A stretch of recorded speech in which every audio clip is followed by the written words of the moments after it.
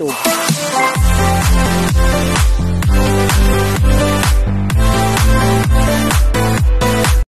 So bakit kailangang dumaan sa mga pagsubok para yumaman?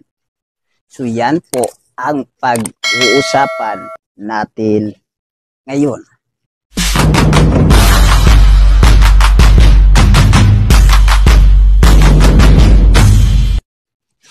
So ang mga pagsubok ay isa rin niya mga oportunidad para ikaw ay magtagumpay. So kailangan po talaga na maranasan sa lahat, lalo na kung ikaw ay nagbi-business na, kailangan po talagang maranasan ang mga pagsubok kasi dyan po katitibay at makuha mo yon ang success mo na gusto mo sa buhay. Ang ating number 2 is yung challenges po ay nakadesign para ikaw ay mag-grow. Yes po. Ang challenges or pagsubok sa buhay ay isa po yung disenyo para ikaw ay mag-grow sa iyong pamumuhay.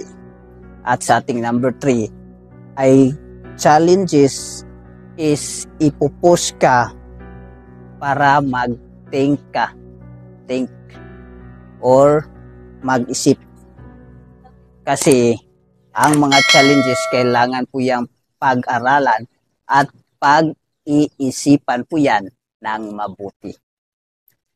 So ang ating number 4 is challenges call for creativity.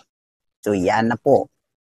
Ang challenges po ay tumatawag ng creative. So magiging creative ka pag dumaan ka sa mga challenges or sa mga pagsubok, lalo na sa iyong business.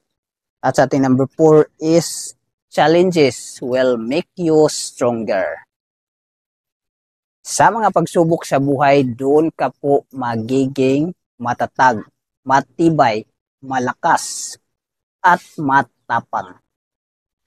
At sa ating number 4 is challenges amplifies achievements.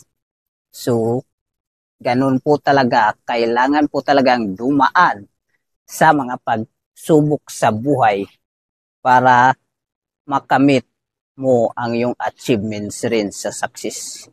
So, yun po ang mga kailangan ka kung bakit ka dumaan sa mga pagsubok para ikaw ay magiging mayaman.